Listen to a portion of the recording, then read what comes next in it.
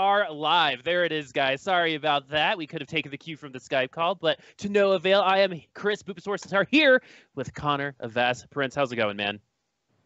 Good. Tired from waking up early since I'm having to mess up my degenerate sleep schedule to wake up early, water plants, and take care of pets. But now it's.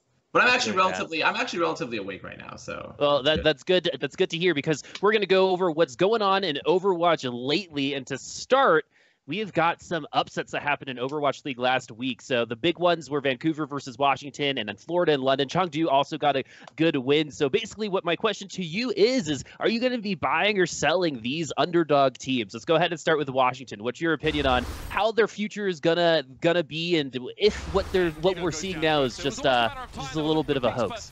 I would say the stonks are going up. I would say the Justice stonks are definitely on the rise. I currently actually have them ranked. Granted, power rankings are a fickle thing, especially when the meta shifts, but I actually have them ranked as second overall during this stage because they look insane. I mean, they 4-0'd Titans. Obviously, I don't think it was Titan's best game. I've heard other people like Monty say, like, oh, they just didn't prepare, which could be true, but I don't really think it gives them a huge excuse necessarily. I never buy sandbagging, ever. I never buy that as a good reason for a team losing, unless it's, like, truly a game that doesn't matter. And I guess for Titans it doesn't, but overall, regardless of all of that, Justice looked really, really good. Corey is the best North American hit scan. He's looking like one of the best NA DPS overall, if not the best. So, yeah, I mean, people are calling him the Western Carpe, right? Do you think that's a little bit too far ahead, or do you think he's earned that? I would say he's better than Carpe this season so far. Hey. Like, Carpe really. Now, obviously not on Zarya. Definitely not on Zarya. Definitely not on Zarya. I think both had pretty mediocre performances on Zarya, but especially Corey. But currently, right now, I would say that Corey's impact is actually far greater than Carpe's. But I think Carpe's just waking up. I don't think he's washed by any means. I think Carpe just needs to wake up a bit and get back into the groove. Well, that tends to happen with some of these DPS players. I mean, they've been Brig jail / Zarya jail for so long, right? That they have to get used to playing with that type of tempo once again and making those plays themselves. And Carpe hasn't been able to do that in a very long time. And so the other thing about Washington is we don't have stage playoffs at the end of this season. But I'm assuming, by the way, that you're talking that Washington, you think, could make a stage playoffs if there were. I think they would make us. I think they don't lose, especially after beating Titans 4-0. I don't think they lose a single match the rest of the stage. I mean, their schedule is actually pretty easy. Yeah, I think if there was a stage playoff right now, they would make stage playoffs for sure. If not, potentially just win stage. So man, it's crazy how different the 2-2-2 lock makes certain teams, right? And so let's go ahead and talk about another one. We'll talk about Florida versus London this time around. With Florida taking the win, they increased their win total by 33% by taking this victory. Bring the mayhem. Stage 4, exactly. And same kind of question to you is: are they the real deal? I mean, they don't have as much proof as I think Washington does, going 3-0. They only have gotten the one win, and London has been pretty streaky. But what do you think their chances are against teams like the Valiant coming up? I think their chances are good beating a team like London 3-0. I think obviously Saya player has been a monster for his entire career. He's always been very good at hit scan, and now he's sort of free to play that. Their tank line was a big upgrade from what they're running at currently. Like Gargoyle from WGS is insane. He's one of their best performers so far. Fate, obviously, he's a proven tank. He's been playing well. I think and BQB even, despite him coming in as a Sombra specialist in a lot of ways, his projectile, his Hanzo, has been exceptionally good so far when we've seen it. So I definitely think they're the real deal. I think that their roster overall has made the right moves. It took them a long time, but that's sort of the reality of when you're rebuilding an entire organization and reshifting your paradigm from like, I want to be mixed to I want to be a full Korean roster or a full Western roster. Granted, it's even harder to go the full Korean route because you have to deal with the visas and you have to get them all there, which is a huge thing for Mayhem. So I think they could definitely have a good stage. I don't necessarily know if they're going to have the epic turnaround that Justice has had necessarily, but any turnaround means that they're probably going to double their overall wins essentially in both years of Overwatch. So. That's a pretty crazy statement when you think about it, because they are a team that's been around for both the season. Washington is an expansion team, and I think they get a little bit of an excuse for being poor at the beginning of a stage because they were here earlier on. But with Florida, they've got a whole other season to kind of get that history going. They've been rebuilding, and so moving forward, what other changes do you think you might make to this team to try to get them to be a little bit more successful, even going into next season? I think now is really, as much as I hate to say this because it's something that we've sort of already been doing now for 2 years. It's like, well, now they just rebuilt their roster again. Like, they just rebuilt their roster. They have their new coaching staff, and we might potentially see a whole different Florida at this stage. So reality is like, I don't really know what I would really have to see this stage to see what is working and what's not, because this is finally the vision. This is finally sort of the vision that the Mayhem organization, when they shifted their idea, has. This is finally what they wanted. Is they've gotten the players they wanted. They've gotten the meta that they wanted.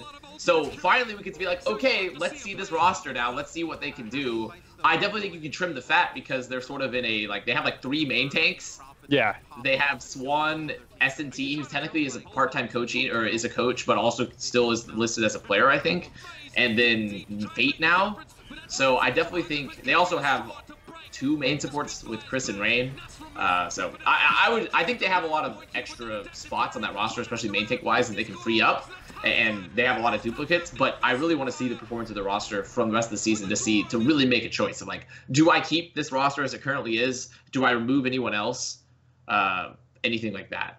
Yeah, in my opinion, I think now is going to be that time. Like you said, they've got everything that they said that they wanted, right? And so if they don't find success going forward, it's going to be on them. And they've really got to look in terms of the organization, how they need to change that in order to find success later. So last question before we move on to some contender stuff is, I did briefly mention Chengdu. A lot of people are really high on this team right now. Who would you say is who's better right now? Would you take Justice over Chengdu right now? No, I would take Justice over Chengdu still. Chengdu, I think, a lot of people have been high on Chengdu forever because everyone's like, triple DPS, we love it. Like, we love triple DPS, we love Avon. Yeah. Like, I mean, so they're a fun team. So I think Chengdu has always had a very big, I guess, as the name goes, stan culture in a way. It's true. I mean, they've got that wrecking ball, right? They got a Meng. But I definitely would put Justice Justice over Chengdu. Their Justice are also a lot more balanced right now in their tank line than Chengdu still is, because Chengdu is still like, well, we like Amon because he's been playing all season, even if his hero pool isn't necessarily like the perfect hero pool. But now his hero pool is more relevant than ever because Hammond and Orisa are 2 of the best main tanks, if not, or the best main tanks. And now Jichirin is once again not going to play. And so I think overall they're still getting used to playing a more 2-2-2 style rather than a triple DPS style, because they've been playing it for 3 stages, and it takes some adjustment. While I think Justice has a lot better balance. And also, Chengdu recently has been having some problems with their hit scan, which is weird because Yang Shalong came in and popped off, and Bacon Jack even came in and popped off at times. But now they've been having some problems finding success comparatively to a lot of other hit scan players like Corey, obviously, on the Justice. So we're going to have to see if they can get any sort of consistency moving forward, because that's always been their main thing. It's like, well, they can take Titan to map 5, but then they lose to, like, a really bottom tier team. So it's just kind of the chunk. You never know what you're going to get with this team, right? It's like they could take down number 1, or they could lose to number, whoever's last in the standings, right? But they still look good. I think why they're fun, right? That's why they're fun, though, is you prepare for the team, and what are you going to see? I don't think you're going to know as much as some other teams, right? I think they're a little bit harder to scout, but they do shoot themselves in the foot quite frequently, just in general. So let's go ahead and move on to some contender stuff, because that's where we know each other from. We've both been casting contenders for the last couple seasons. You've been with ZP, the venerable ZP, a man that we all looked up to moving in through the casting world. Yeah, ZP, exactly.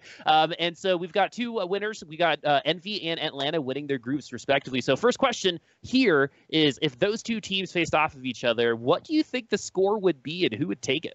I think it would be like an Atlanta 3-1 if it's a 4-map set. I would probably give Envy maybe the benefit of 1 map now, but like, even at Atlantic Showdown, I was already thinking, like, man, Atlanta's going to look really good once we get out of 3-3 and out of more of a GOAT style meta. And then obviously Envy was very good then, but now their tank line was poached, so they don't have the same tank line. And it's not that Numlock or Happy Cool are bad, but in my opinion, I think that Lolsis and Elivo still had a lot of ceiling left to hit, while Numlock and Happy Cool have plateaued in a lot of ways. Yep. And like, it's not that they can't improve and get better. It's rather just like, it's a lot bigger hill for them to climb, and it's still, we've seen the majority of what they have to offer in a lot of ways, and not what we see, and not comparatively to the old Envy tank line.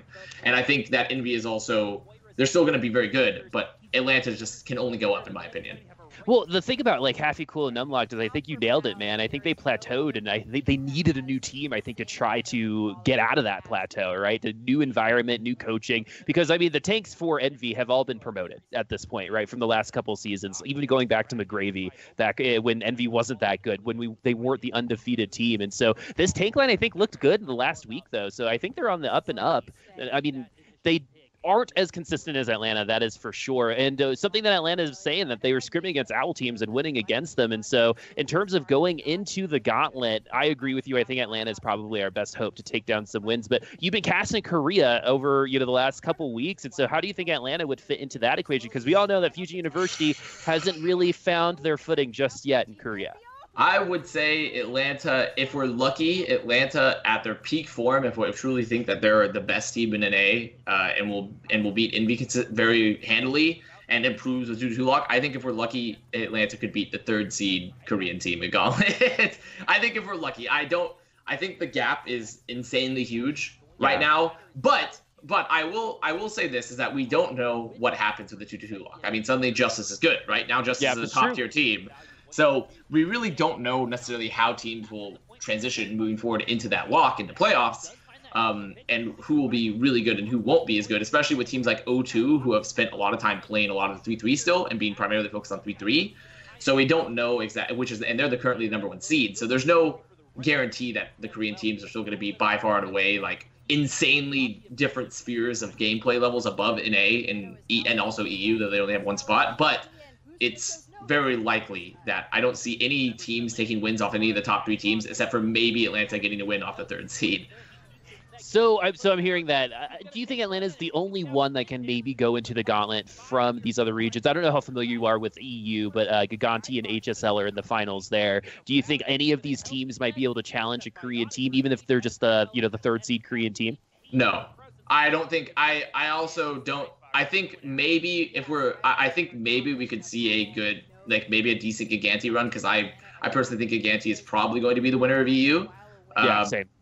But at the end of the day, we saw how EU performed at Atlantic Showdown when they were the best region hype, as they say. But that's just had a quick dig at EU. You have to a quick dig at EU there. Exactly. But the reality is I personally don't think. I think EU is. A lot of their top players have left. There have been constantly having talent shifted from EU to NA. They sort of that's the big reason why I think actually it's not that I think EU is necessarily drained of talent and is inherently worse than other regions, even though my NA pride says so. It's rather just I think a lot of the EU talent has either made Overwatch League or they're consistently moved to NA contenders to go play for academy teams. So that's why they just overall have a far less talent left in that region, and they have a lot of roster flux. So I don't think EU stands.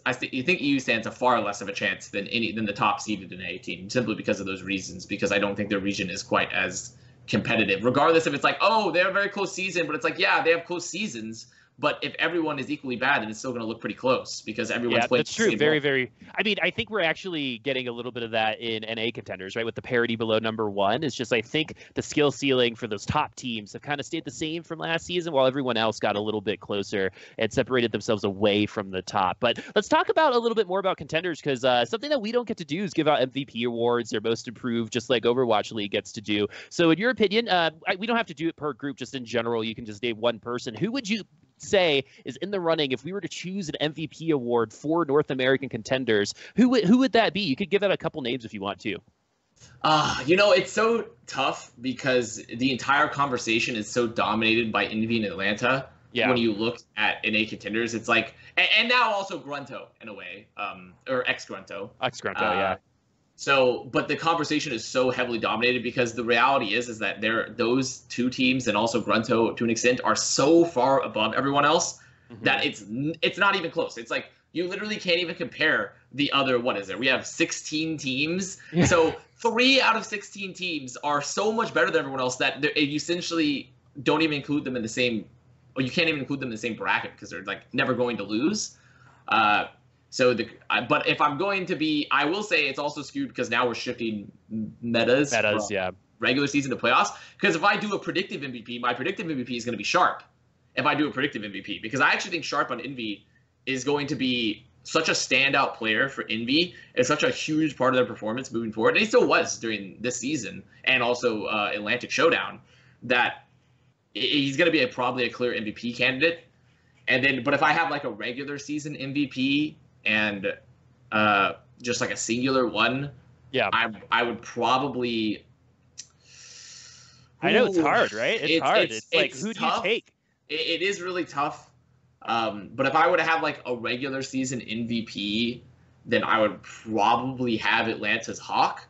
Because I said the same thing. Yeah. Great minds, man. Yeah, I think Hawk is an insanely consistent performer. He's really, really good in 3-3. He's probably like Kasasi has great moments, but he's also sometimes inconsistent. While Hawk is always consistently good. And like you can put other members in the category, but it's just I think Hawk is just like such an important piece of the Atlanta squad, and he will be moving forward into the next meta as well. And then honorable mentions. I will put for Grunto. I'll have like I think for Grunto I like their backline a lot, though I think I have a little bit of bias because of Rob. Because we were next teammates and I know him, but like I think Zolik and Rob are pretty underrated. Like their entire squad is very good. Wub also on the come up. Yeah. Wub's on the come up. Other honorable mentions is that even teams that actually didn't even do that well is like someone that really impressed me actually, even though his team wasn't that very good, was Tri-Spear. I totally get it, man. I totally get it. I cast a Tri-Spear in Europe not too long ago, and I had the same kind of idea for him. It's like, man, this kid has obviously got some potential, right? Like, I think his ceiling is pretty high. Yeah, I think Tri-Spear is another honorable mention. I actually have to look. For Second Wind, obviously we have like Bird. Bird is like obviously no longer in Atlantic Academy, but he's very, very good. They just have like there's a lot of honorable mentions. I can't really go through them all, but like yeah. Well, one last honorable mention. This is the last one. Frill for second. Frill. There we go. That's the best hit scan main tank. So the next question is like, in your opinion, who was like the biggest shocking like surprise for you through the season? Like if you were to give most surprising player, and we can lump in most improved because I actually kind of think it's usually the same thing. What would you give it? You could actually give it to a team if you'd like as well. Someone that overachieved and someone that is on your radar might not be ready for that MVP conversation just yet, but could be next season. I would give it to. There are two teams. I won't really give it to players necessarily because I think there's a lot in the list. There's too many in the list. But the teams, I would actually give most improved to both XL2 and Uprising Academy. Yeah, for sure. Uprising Academy is literally relegated. So and now they're third in what is it? In A East, I believe. Yeah, in A East. Yep. And they've had a pretty good season. Overall, they've also made some very interesting pickups. They continue to scout people from a lot of different areas. They've recently picked up Mufin, who popped off into Canada tryouts and has been a ranked star for a while. So it's interesting to see their approach to roster building. And for XL2, I mean, they had some controversy with how they blew up their roster.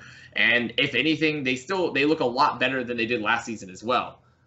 So I think both those squads go to my most improved list for me is XL2 and Uprising Academy. Yeah, I mean, I totally agree. I think Uprising Academy is probably the most obvious one there because they got relegated, right? And so of all the teams that aren't an Academy team, right, which one, like Sky Foxes, for example, which one of these teams would you expect to give the Academy teams the most trouble in playoffs? Probably. I actually think Second Wind is a Dark Horse candidate. I think Second Wind is going to be a Dark Horse candidate because based on the past few matches, especially with the addition of Bird and Caden and moving forward to 2-2, I think they're going to be very good. I think they're going to be very, very good. Halo is also, he was on NRG before, but he was another, he's sort of like the NA Astro, where he was a ranked Lucio player with insane mechanics, and he just just had really high ratings, and then he gets picked up for NRG, and now he's on Second Wind. I think that Second Wind for me is probably out of all the unsigned teams going to have the potentially best run. I think they're peaking at the right time. Yeah, right now, they're peaking at the right time. This is the time to peak. This is exactly like what they've been able to do over the last 3 weeks is exactly what a Dark Horse does coming into playoffs, right? And we don't know what's going to happen with 2-2-2, but they've stomped the last 3 weeks after struggling for 3 weeks, right? And so coming into the playoffs, I totally understand that Second Wind. Second Wind's definitely up there for me as well. And let's go ahead and talk a little bit more about some of these awards. And this one's going to be for Overwatch League, because an award that we all love is the Dennis Havelka Award, where, you know, it's given to a guy like Mickey, given to people who work as a team and are just good people in this industry, people that we need to represent our industry. So for this season, I know on Twitter you've already given your choice out, but I'd like to hear it from your own voice here. Who is it and why? It's for me the clearest candidate. Not that there aren't other good candidates, but the clearest candidate for myself personally is Gamsu, as someone that's actually like worked with him and been in a space with him and seen how he does his job, and now looking at his performance on Shanghai and the presence he brings to the team, he's just an insanely positive influence. Like, he is actually like the model for any esport, like for any professional esport player. I think he's insanely professional. He is obviously still human, but he's insanely professional. He's very functional comparatively to a lot of players. Now, granted, a lot of players are very young, and so they need time to grow still, and he's a little bit older. But, like, you know, he can cook, he can take care of himself, he handles his finances, like, he knows how to clean. Like, he's a very functional adult. He takes care of himself as well. He's a very positive influence for a team. He does not like discord. He likes to have a very unified team environment. He likes to have a very overall positive team environment. So, and he's dealt with a lot of stuff because he's had to deal with, you know, some flux on Boston, to being traded to Shanghai, which is an organization that, you know, just went 0-40, literally the worst esports team in the history of esports. One of the worst teams in sports really. Like, 0-40 has never really happened. It's never happened. And I think, and then he is built onto this new squad, and they are now performing exceptionally well. They won stage 3. Obviously, they had a little bit of dip for stage 4 a bit, but we'll have to see how they perform from there. But still just a very positive influence, make sure to still maintain connections. So I think it's Gamsu. I think he's the model esport player in a lot of ways, and a very good influence for any team. I think a lot of people are in agreement. And the one thing that kind of resonated with me, the way that you're talking about, is like, it's really good for these younger players to see people like Gamsu like be successful, right, and take care of themselves, because eventually you're going to grow up and you're going to have to do that anyway, even if you're still playing for Overwatch League, right? You got to be an adult. And it's like you said, there are so many young people in the Overwatch League. People like Gamsu can be a little bit harder to find, right? And that's exactly the guy that I want to lead and guide some younger players, because eventually, if they have that influence from Gamsu, they're going to be able to be like him, and they're going to be better players probably. Also, multi-game pro, played professionally in League of Legends as well. So just a really talented guy on top of that. So. All right, man. I think that's a really great choice. Let's go ahead and talk about you just a little bit. So you took over the companion stream from Sideshow not too long ago. So you've been living the stream life. And so how has that been for you? You've been doing a ton of Overwatch. Before the show, you were saying, "Hey, I'm just doing Overwatch and going to the gym. That's all I'm doing." It's a 7-day work week schedule. It's generally when we have a little breaks, it's good, but how it's been working since we do NA in Korean Contenders, we do 3 days of casting, 1 day on a really terrible schedule because it's Korea, and we're doing it NA times, remote obviously. And then what I'll do is we'll do NA. The next day at 5 a.m. I do Korea, and until 5 and 9 a.m. generally we do Korea. Then I go to bed and I wake up at 4 to 5 p.m., get ready and drive to TP's house to do NA Contenders later that night. And then I go to bed again, and then I do 4 days of streaming, and it's generally anywhere for each day. It's around like 7 to 8 hours or so on top of that. And then I still need to go to the gym. And so I have no time to do anything else. It's kind of a grind. It's like a mega grind. So I enjoy it, but I'm also looking forward to it to end, because it's now been, if we count this season and last, it's approaching like 3-4 months of that sort of schedule. And it's kind of brutal. I would have to say. So I'm ready for that sort of schedule to end, but I enjoy it a lot. I think we've morphed the stream environment that Sideshow had a lot, and now it's much more mine than it was Sideshow's with my current iteration. That's awesome, because like that's what needed to happen, right? If you continue doing exactly what Sideshow do, I don't think many people can do anything better than Sideshow at what Sideshow does. No, right? he's really, really good at what he does, and like obviously. Exactly. No one likes to hear this, but, he has the accent boost, if you have the UK or the Australian accent and you're in America, you do get the accent boost. So it's just a reality, and I don't have that. I have the nasally American voice, so, like, what can you do? I feel I got the same thing. What can you do? So it's just, like, So you have to give it your own, and also it's like there's no fun if you just take it over and continue it when it's like it's supposed to be your thing and your stream, and like you're not gonna find success copying someone. Obviously you can take good notes and like model yourself and take certain instances, and like there's some things that obviously we kept from Sideshow. There are some things that we sort of tried to continue to do or take a note of, but it's morphed much more into now we focused a lot more heavily on the component of talking to players and staff a lot more, that what Sideshow sort of started to do at the tail end, because I have a lot more connections to them, to both players and staff, than Sideshow did because of my previous time in Overwatch League and playing. So it's very easy. It's a lot easier for me to get them on. And then B, it's become a lot memeier because like Sure. It's not that we don't do analysis. I think we do plenty of analysis, and also that's why I like having the players and staff on, because they can give a lot more of that pro insight as well, the current pro insight that I can be like, okay, yeah, this, we can talk about it. But when you're doing this much Overwatch that I am, I really need to have like a little bit of a break from talking about Overwatch, especially when it's 4 days in a row, 8 hours a day of watching every game. If I sit there just ultra sweaty tryhard mode the entire time and try to analyze stuff, It's a really good way to start hating Overwatch. I'm gonna break. Yeah. It's like I literally, my mind will explode. There's just no way. And also, like, as we move into different metas, it's like I think there is a problem in Overwatch anyways of like trying to analyze things, because sometimes it really is just simple. We just miss the shot. The guy just missed the shot and they lose because he missed. Yeah. It's kind of like when people read books, you're like, oh, this is a metaphor for God, and it's because they are talking about these things, and then sometimes it's just what it is on the paper, right? Yeah. Sometimes it's just a sunrise because it's pretty, right? Not some metaphor for life. I totally feel you on that. And so that's one thing that I love about your stream is that kind of interaction between the players, and the chat absolutely loves it. And a lot of memes have been born from you, and we'll talk about those in your like official interview when we get to that section of this show. But I mean, it looks like a ton of fun for you. So what are you getting, like, what kind of is what's driving you? Because before this, like, you're watching GOATs 8 hours a day for 4 days a week. You have thousands of hours of watching and casting GOATs, right? And you still came to work every single day, and you look like you're enjoying yourself, right? So what's kind of the thing about this companion stream, the thing about Overwatch that really seems to keep driving your passion? Because I think some other people might... You know, it's that saying, you know, I like mac and cheese, but I don't want to eat mac and cheese every day. Yes. Right. You're kind of eating mac and cheese every day, and you seem to continue with that energy. It's really respectable, man.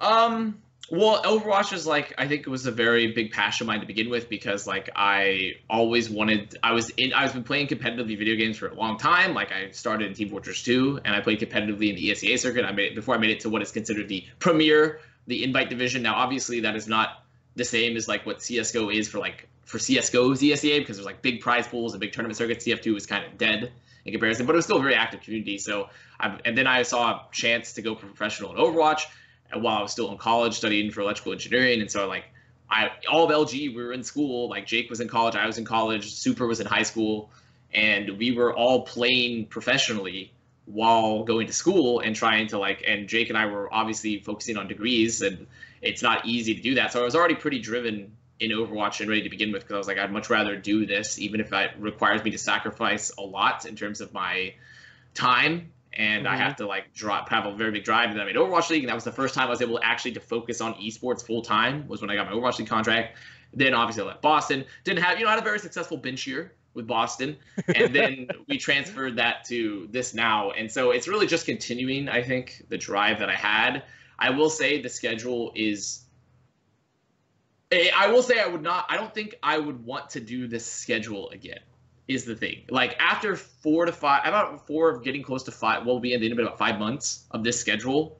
I don't think I'd do it again. I think this is about my limit of doing 5 continuous months of about 7-day work weeks.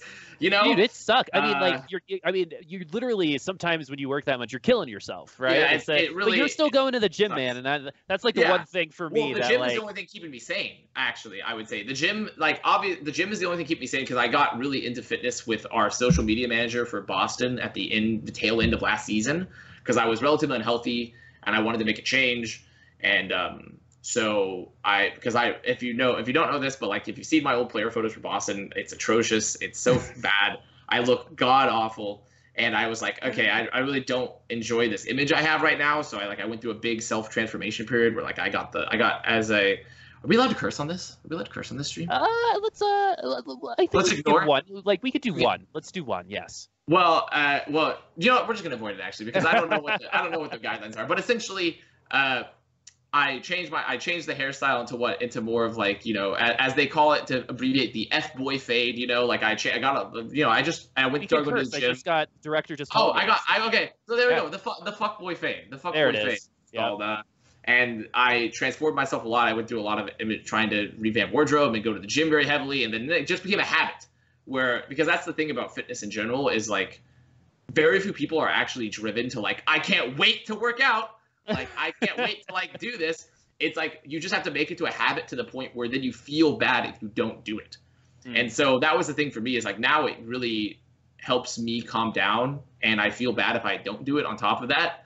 And it helps me de-stress, because exercise does help you feel a lot better when you're living relatively sedentary, and also you're doing a lot of work and things like that. It can help calm you down, lowers blood pressure, things like that. Yeah. So without the gym, I would actually be going insane. I think I would literally have lost my mind. I would have rage quit social media. I would have rage quit streaming. I would have rage quit everything without the gym, honestly, and exercise in general. But and on the second, the other thing that keeps it is that I really like the community that I built. I have a very active Discord. I have a very active Discord. I have a very key members that have been there for a while. I have a bunch of new people that come in and really integrate themselves. I make sure to try to integrate them into the stream with, like, you know, we can do the prediction elves where they make their own predictions. We have now Solomon, who's been so important to me and the stream in general. Like, to the point where like I literally do pay him. It's not like I wish I had more to give him, but I don't. But I pay him what I can, essentially, for all the work that he does. And where now he's integrated, like, when the Discord users and the community makes their own predictions in Discord, we can see it on stream and see the breakdown of who predicts what and what the most popular prediction is. And, you know, we have all these graphics that he's done. So we worked really hard. I've worked really hard to like and I'm still trying to find ways to integrate the community and like be more involved in the community as well, and foster like a very safe community on top of that, like a community where people can feel like they can come in and just talk, and you're not going to have any sort of toxic atmosphere at all. Because I'm also, you know, in the spare time that I do have, I do make sure to like relatively keep track of the Discord, and I have very active moderators as well that have been there for a while that I trust. So that's really the other thing that I think does it, is the community. Because otherwise I would have lost my mind as well. You know, something that I specifically remember after meeting you when we first met each other in a Burbank. And so like I came in and I was still working for, you know, a company, and I was in the professional world still before I like really delved deep into esports, because I quit that job. And so now I'm just trying to do this esports thing. But something I really recognize from you is you've got a really, really good head on your shoulders, man. You've got a knack for connecting with people that I think I don't really see in a lot of other people, right? It's like you're able to talk to anyone. You're able to create a conversation with everyone. No, but like this is actually something that I don't think I kind of see it in myself. But the other thing is like I think that is something that can't be taught. And the fact that you have that as a natural skill and then you're utilizing it, in my opinion, for good, it really makes me feel good to have known you and to be able to be called your coworker, because you're the type of person that I want to work with. Because in Burbank, you made an effort to talk to every single one of us. You talked to Ham, you talked to everybody, right? I remember going to, you know, the New Year's Eve party, and, you know, I didn't know a ton of people, and we got to hang out there, and that was like that was a really, really good time. And the way that you're able to, at your age, because you are you're getting to the late 20s, but you're on the younger side at your age. I'm getting close to the mid-20s, actually. Yeah, mid-20s, not quite late. I turned 29 today, which is scary. This time next year, I shall be crying, most likely, as I enter my 30s. But something that I think that kind of I saw in myself when I was your age is you're able to kind of just move around this business world without that pressure of, you know, trying to disappoint people, because you're already good at it. You can talk to anybody. You know how to make connections, and that's something that I really, really credit you with, just in general, because I think it's respectable. And like I said, I don't think it can be taught. So if anyone out there is wondering if Avast is a good person or not, I can unequivocally say that the answer is yes. Well, that's very high praise, Chris. And I think that what you and Evie do as well as your duo, that's really important too, is that obviously you focus, and Evie talked about this I think it was like in this. It was like in the deep dive, dives. Yeah, is that you focus a lot more on the sort of the positive aspects, because every I think every dynamic for every duo is different in how you want to present yourself and how you want your brand to be. And just also in general, because a duo, there's no guarantee necessarily that a duo will last forever. Ideally, it does. Ideally, that everyone gets to work with their preferred partner for the end of time, right? Mm-hmm. And they're going to both work towards that goal where they can work together forever. But it's still also, you have to build your personal brand. And your brands have been very positive, and I think that's something that is good for online culture in general and esports. I think sometimes we get overblown articles about stuff so negative, but I do agree that it is still an issue in terms of you can have a lot of toxicity out there, and it's important to focus a little bit more on the positive side. Yeah, you want everyone to feel like they're represented, right? So if you don't have that kind of thought process, that's cool. You could come over to the good side, right? We're Jedis, not Siths. And so thank you so much. So that's going to be what's going on in Overwatch late. So we're going to go ahead and play a quick game. And so next up is going to be something that we like to call the name game. And basically, the way that we like to do this is it's going to lead into a more pointed interview with Avast at the end. But I like to kind of spice things up a little bit in these games. So what we're going to do is I'm going to give him the real name of someone in Contenders or Overwatch League, and he's going to have to tell me the IGN, the in-game name of that person. And if he gets it right, I shall eat a jalapeno pepper. They are in season right now, so they should be pretty spicy. I do have a pretty high spice tolerance, but we shall see how it goes. I'm kind of expecting that I'm not going to eat a pepper, by the way, based off of a pre-game conversation. That's but awesome. I'm going to go ahead and start with an easy one for you, all right? So this is their real name. I will give you one hint per name, but you should be able to get this in one try. Are you ready? Yes. John Wolf. John Wolf? John Wolf. Not on an academy team. Not on an academy team, and it's just John. Think about it. Think about it. I mean, his in-game name is a combination of those names. Wait. And it's Square a combination. Square one. Oh, wait. Okay, so is it Jolf? It is Jolf. I'll eat half a pepper for that one, all right? Because I kind of just want to eat these right now. I mean, you don't have to punish yourself, but I mean, if that's what you want to do. I really, really like jalapeno, so. Oh, well, there we go. Yeah, that's pretty spicy. All right. In the same kind of realm, right? This guy's name is Daniel Vicentius Paulus Sheltema. His name is one of those four names is part of his in-game name. Is it Dan's? It is Dan's. Congratulations, you got it. All right, I'm gonna make these a little bit harder for you. Yeah, maybe. Yeah, because you're gonna eat that pepper, and I don't want to see you suffer. All right. Let's see here. Oh, Blake Scott. Who is Blake Scott? No, it's not that. I was about to say, I was like, I know Scott Kennedy, but I don't know Blake Scott. The prettiest man in esports. I don't know Blake Scott. On an academy team. On an academy team? Yeah, very well known, actually. Very well known. Blake Scott. Two-way player. Wait. Is it Astro? Same team. Is it Kodak? It's Gator. We're gonna go ahead and move on to that one. Kodak is German too. What am I thinking? He's not gonna have a name like Blake Scott. Like it's gonna be something else. What am I saying? Kodak is German. Okay, I think you should be able to get this one. I'm pretty sure you guys have talked before. Damon Conti. Oh man, this pepper's starting to hit. Damon Conti. Former Owl Pro. Is it in academy right now, or like what are we looking at here? No, used to play for the Mayhem. Damon Conti. Is it? Ooh, fuck. So, but are they playing right now? Yes, they are. On a team that did not make the playoffs. Oh, okay. I'm gonna go Manhattan. Close. Same team. It's Apply. Oh no, the Manhattan's Tim. Manhattan is Tim, whatever, like, right? Like, Yep. Okay, yeah. Yep. Okay, here we go. James DiArcangelo. Oh, well, that's Clone Man. Yeah. That is Clone Man. Man. I know James. Man, These peppers are pretty hot. This interview is going to be quick. Okay. The next one. Okay. Non-Academy. Cameron Johnson. Fusions. Nope. Oh no, he's Cameron Bosworth, isn't he? Yeah. Cameron Johnson, non-Academy. In playoffs.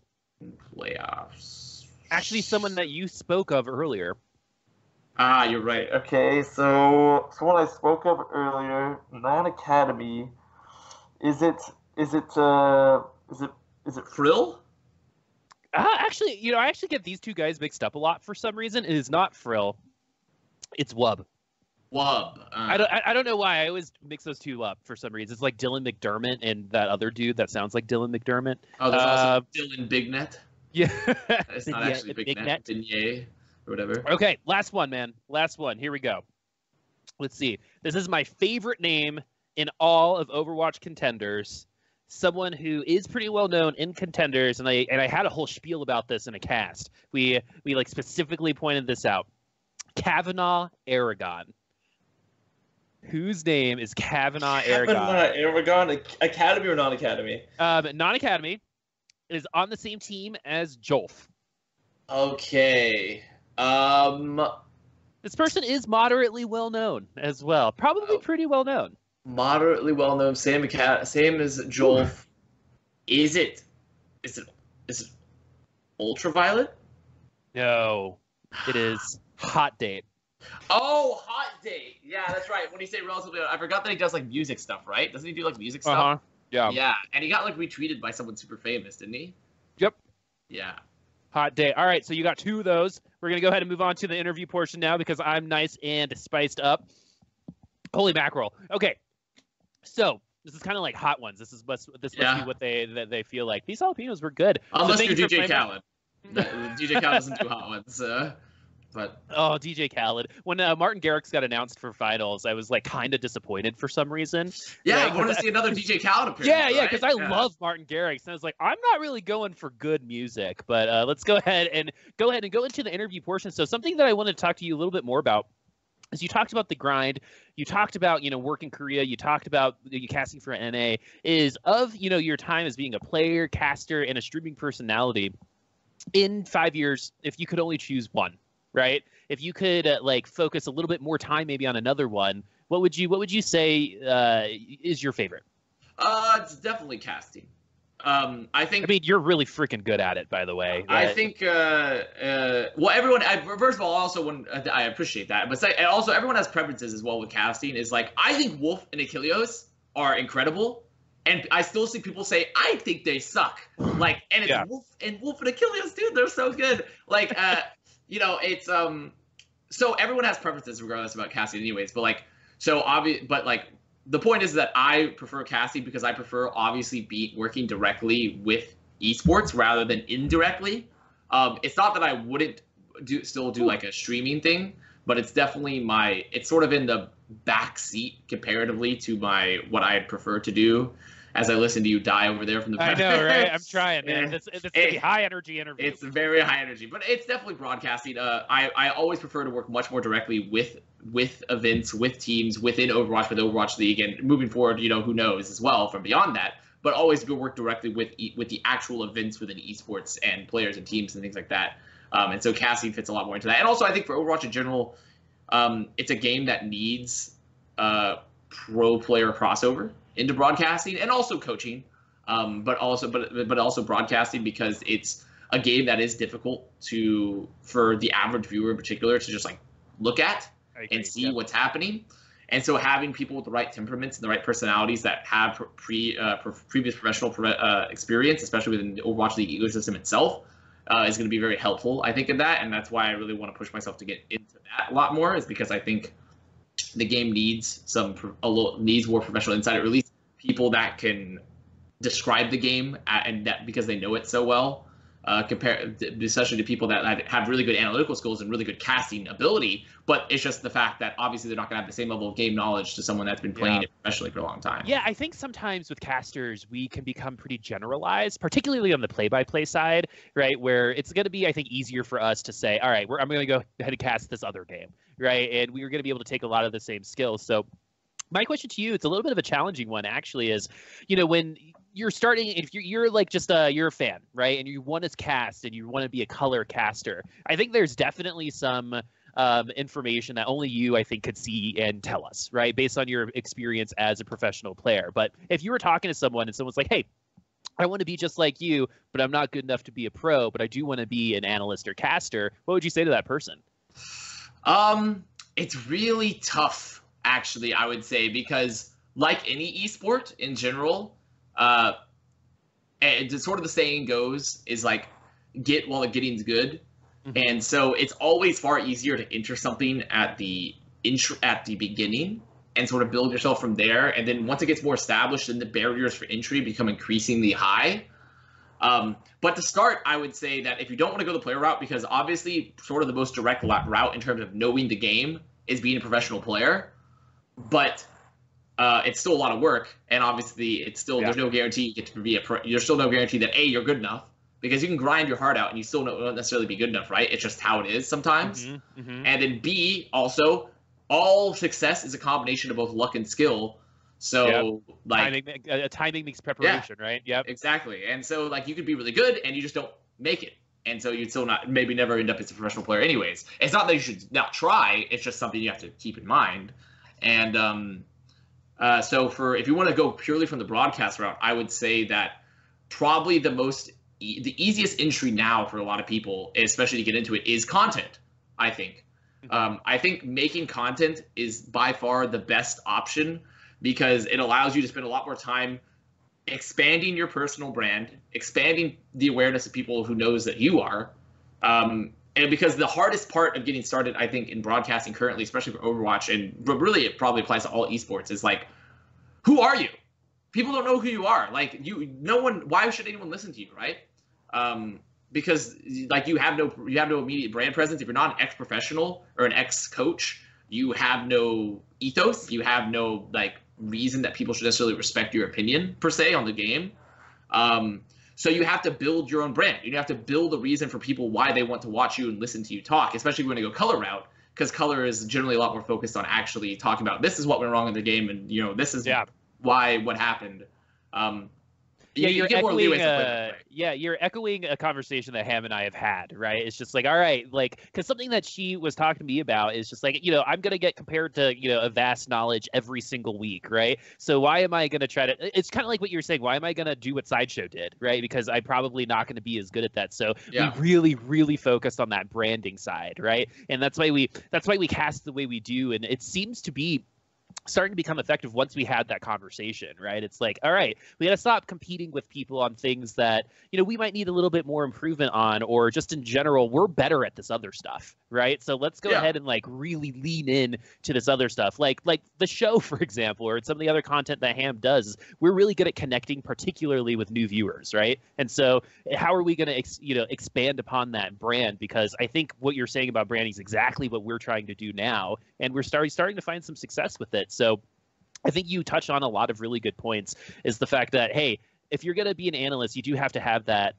knowledge of the game, right? But you also have to understand who your audience is, and the different kinds of knowledge is going to be better for different kinds of audiences, right? Yeah, I think it's really that. I think it's just like, because also the reality of Overwatch as well is that, especially within the color space and the analyst space, is that because we see it in League and we see it in Dota and all these more established esports, is that pro players are going to be retiring. Pro players are going to be retiring. They're not going to be. You still have to find the right ones that are fit for broadcast and want to do it, right? That have the personality and the drive and also are still want to do it. But it's just going to be something that people are going to have to contend with when you get into that sphere and you're not having an ex-professional background. And so the best solution to that, since you'll never really be able to equal it, which is just fine, there's nothing wrong with that, it's just how it is that you need to build your personal brand, and you need to work a lot on creating content and focusing your efforts on not only learning the game through this content, but also being able to refine your delivery. Because I think that's something I struggle with the most from the shift, because it's like one thing to have a really good personality for it and one thing to want to do it. But there's a reason why I really respect people like Monty and Wolf from the color side, and it's because they're so good at delivering points. And so it's like they're really great. good at just being like, this is important. Right, Yes. like this, all this other stuff, not as important as what and I'm also saying just right and now. also not only like this is important, but also delivering it in a clear and concise manner that's easy to understand. Yeah. Because it's like having a gallon of water, right? Like this is all the game knowledge I have. I have infinite game knowledge essentially. If I were to be in that, like if I were doing hyperbole, right? Like I could have infinite game knowledge, but I only can deliver it through like something that's the width of like a pinhead. So you need to maximize the efficiency of delivering that to where, like, sure, you're only getting a few drops through, but those drops are all extremely concentrated, so everyone knows that this is the important stuff. And so that's why I think anyone that wants to come up in broadcasting in a color and analyst role should be focused a lot more on not only continuing to improve their game knowledge by doing analysis and making content, but also expanding their personal brand and expanding their own, I guess, the way they connect and deliver information. Well, I totally agree, and just to kind of reiterate before, like, just how talented of a person you are, Avast, is I remember because Ham and I, we went through like the BGG crowd. We cast South America Contenders, and we were like, all right, we've got this pro player. Pro players tend to do pretty good. Jake was a good caster, and we had expectations for you when we go on. But the fact that you were naturally able to do a lot of things that a lot of other casters in terms of technique, right? Not even just your knowledge, just in terms of technique, you're able to just get just because of who you are was really impressive to us. And because you have such a good base on that too, I think your ceiling is super high, man. I'm really excited to see what you're going to be doing in terms of the casting world in like a year or two, because I only see growth from here on out. Yeah, hopefully it works out. Obviously, there's you never really know what's going to happen. There's always chance for growth everywhere, and like there's expansion. So like, who really knows exactly? Right now, I'm happy where I'm at, but I'm obviously not content. Because there's a difference, Totally, right? yeah. It's like I've done a really good. I continue to expand my own brand, expand the stream, and like I continue to work on my own casting ability through both Contenders Korea and Contenders NA. But the goal is never to be where you're at. The goal is always to go up. The goal, at least it should be, because obviously if you're getting into the esports world and you made it this far, especially broadcast, there's a player. It's like if you don't have constant ambition to improve, you are going to stagnate and you're going to become less relevant. And so like because there's a bunch of people behind you that are always willing to come up and take that spot. Or at least are working towards it. Like they may not be there yet, but they're working towards it. And so I would like to move forward as well and continue to improve myself and continue my because I think that's also part of the reason why I got highlighted pretty early, because I was in talks with the Overwatch League guys season 1 about like, hey, do you want to come do talent? Because like they're always actively looking for people, especially pro players, I should say, to go make a transition. Yeah. And then for me to be like, yeah, I think I have the personality and I think I want to do that. But it's like you still have to constantly, especially in broadcast, I think, when it's not like your original sphere, but it's also the same for players. Like when people give you feedback, you have to, especially people that are more experienced than you and are successful at it, you have to be like, okay, like this seems like something like, because even though ZP and I are a duo and we have mutual respect for each other, it's the fact that whenever ZP tells me something about casting, like specifically, because since he has so much more experience than me, and people be like, oh yeah, ZP's really good, right? Is like I sit there and I'm like, okay, yes, okay, I need to fix this, I need to like do this, I need to make sure that I continue to refine this, and that's why I'm always trying, whenever possible, to listen to the advice that any of the other color commentators in Overwatch League give me, or like when I just listen to them and how they deliver points and things, because it's I think that is the number one thing that you can do, and that I've really worked on, is that just listen and learn, and then at one point you will then be the person that people listen to and learn from. Because right now I'm not necessarily, even if people think even if some people are like, oh, he's really good, like he deserves this and this and this and that, is that like the reality is no one deserves anything. It's like all about how you earn it and how you work. Yeah, totally. So. I mean, you've been putting in the work. You were talking about the 7-day work weeks. And so just a little bit longer, we're going to talk about casting. Just one more question is, you've been working with Elo Hell and some of the newer casting pairs that potentially might be able to graduate into the upper echelon one day. So of all the up-and-coming pairs, who are you pretty keen on right now? There's a lot of pairs that are identified, and I think that for casting, especially when you're at the level that sort of the majority of like, it's one thing once you're an established contenders duo, once you're within EU and A or Pacific or something like that. But a lot of the other regions, it's so in flux, or the lower levels as well. Like it's also very in flux. I would like to see. I like to see a little bit more time before I see the synergy. I do say like. For me personally, when it comes to other contenders duos that are working with how obviously I have a big respect for Jaws and Leg Day. Yep.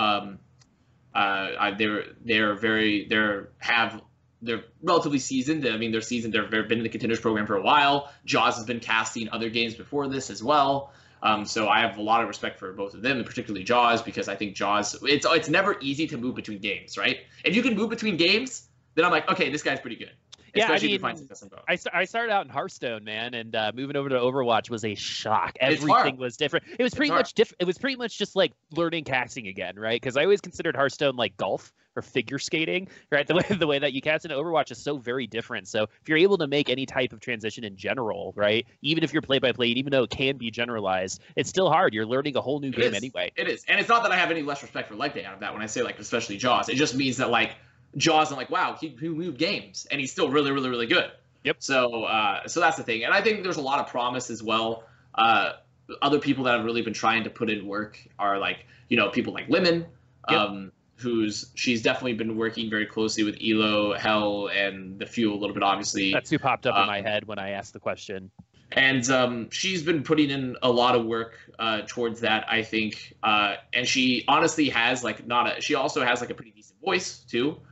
Which is important for play-by-play, I think. But it's not the end-all be-all, right? It's just like, I think it's just like something that like, it could all be like an extra bonus. Like, oh, that's cool. Like, Yeah. I mean, I've gotten a lot of feedback on my voice, right? We're both part of the nasally crowd. Actually, I don't know if you know this, but in Burbank, our voices were tuned to the same exact place.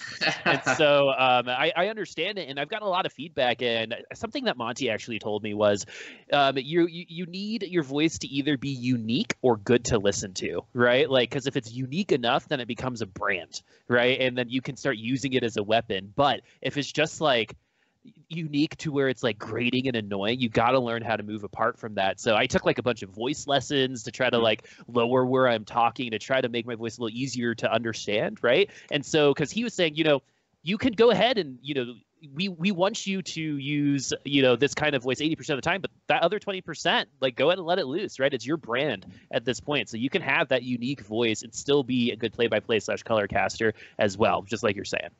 Yeah, it's so I think the main thing though for Lemon is like voice is whatever. It's like we're not talking about voices. We're just talking about who do I think is putting in really who I'm like, oh, this person is like Lemon puts in a lot of work, and I really respect people. I think especially now where I've essentially been doing so much work for a long time and like doing all this stuff, it's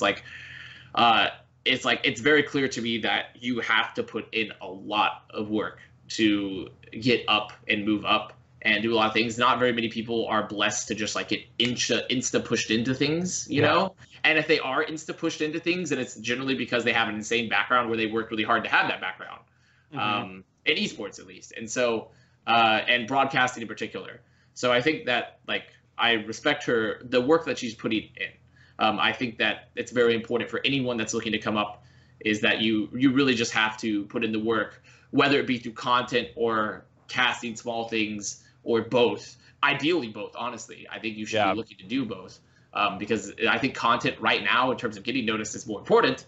But like you still need to be working on your casting ability and like your broadcast ability at the same time. Yeah, I remember when Ham and I were coming through the ranks, I was doing like the Boop of the Week for Season 0 back in the day, and we casted like 60 to 70% of like all the Tier 2 stuff.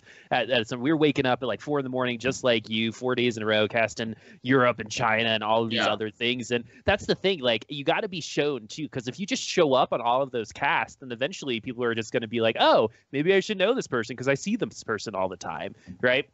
And so let's go ahead and move away from casting. Something that you were talking about a little bit earlier was, Korea versus NA. So what if you've been casting both so far? What is, if you could name one huge difference between the two regions as to why Korea is so dominant over what you're seeing in NA? I mean, you did mention that Atlanta could maybe take down the third seed of Korea.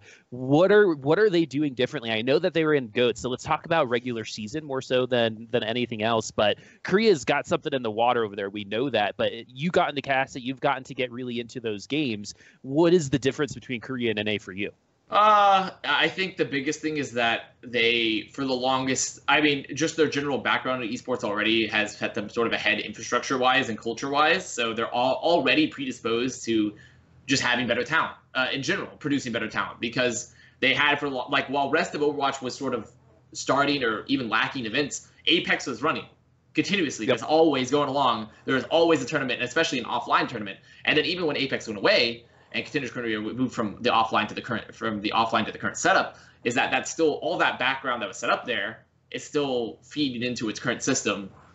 So they're just a better position culture-wise and infrastructure-wise to produce this talent. And then B, I think they focus a lot more on team cohesion and unity, and also I think something that we don't see in NA ever is that we don't see subs in Contenders. That's true. That's true. We don't see subs. While Korea, it's very clear that there are set players for set maps, or at least the idea that they want to rotate players out to give them experience and stage time and play time, and continue to build them up to where they could be valuable for trades or for selling, or just used in a different way in their roster, or be used more in their roster later on.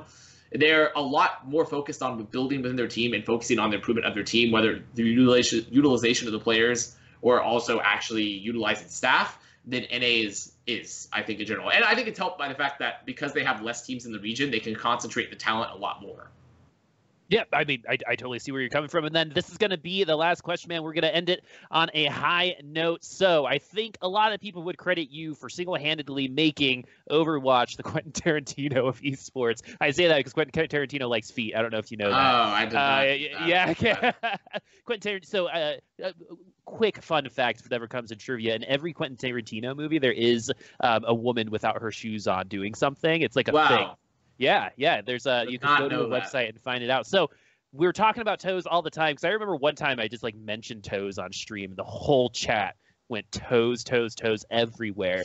How was that born, and are you proud of your baby? I'm not proud of it. I'm not proud of it necessarily. It is funny to me. It is really funny to me, but I'm not proud of it necessarily.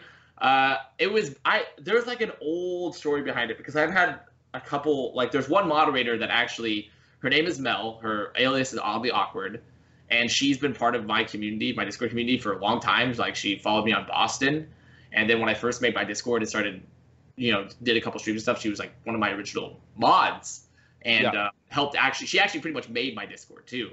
And so there was some running joke. I always thought it was weird. I always thought the feet stuff was weird. I was like, this is kind of icky. It's if that's what you like, that's what you like, whatever. I'm not gonna stop you. We're not gonna kink shame you, yeah. But I think I just think it's odd.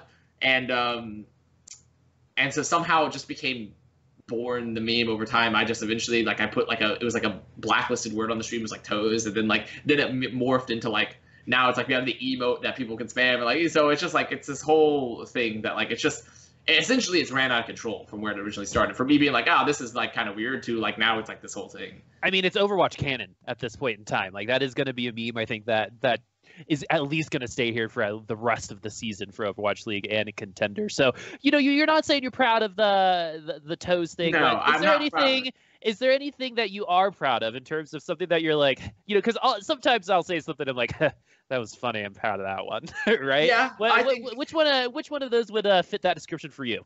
I think two other contributions that I've found that have really fun, that I also find really funny, but I'm also more proud of, are the Smooth versus Wrinkle Brain. Yep, I agree on that one. That I don't think I necessarily created. I really don't know who originally created it, who was the first one to say it, but I definitely popularized. Yep, I would agree with that.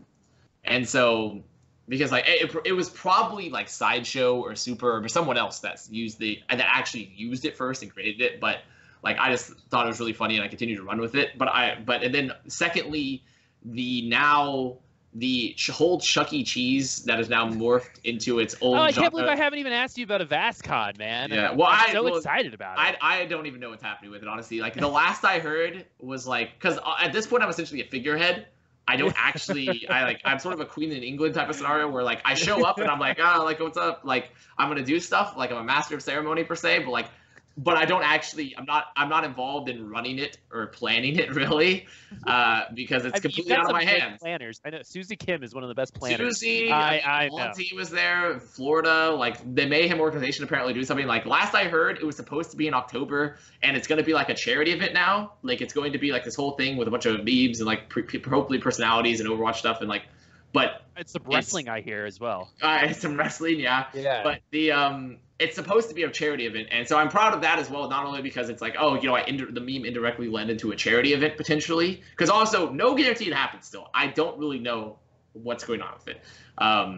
But if it does happen, it would be nice to like where a meme turns into a charity event, and then B, it's just like super funny because now it's just like such an insane meme because I have so much of the stream culture based around this, and like Chuck E. Cheese acutely knows that I exist, but like doesn't interact with me, even though I like at them like I think it's 16 times a week from a verified Twitter account, and so with like a decent amount of followers, so it's very odd. And now I had this whole thing where when Justice for Titans, I was like, well, guess I made a joke. I was like, well, I guess I'll have to buy like a Chuck E. Cheese suit and wear it on stream because if Justice for Titans, I was just joking. And then it happened. I was like, well, I guess I'm going to do it now. So at some point, I'm still working on it, but I'm buying a Chuck E. Cheese suit from a mascot store, and I'm going to wear it on the stream. So that's awesome, man. Well, that's going to be it for us today. So to close things out, where can we find you online, Avast? It is twitter.com/ I think it's just Avast. Yeah, it's Avast. If you search Avast, you'll find it. It's Avast_O is really my actual handle because you can't get Avast because of the internet security company. Yep. So it's Avast_O pretty much everywhere. It's Avasto on Twitch. And so Avasto for Twitter, Instagram, and Avasto for Twitch. Well, thank you for coming on. It was a pleasure having you on. It's always good to talk about casting things and Overwatch in general. And for you guys at home, that's been what's going on in Overwatch lately. Thank you very much.